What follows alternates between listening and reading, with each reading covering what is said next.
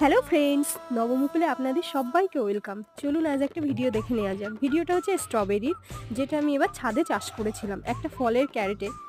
আর মাটিটা প্রস্তুত, মাটি সেইভাবে কোনো কিছুই প্রস্তুত না। ক্যারেটের নিচে প্রথমে বাগানের পচা পাতা দিয়েছিলাম, পচা না শুকনো পাতা, আর তারপরে বাগানের মাটি দিয়েছিলাম, ব্যাস আর কিছুই না।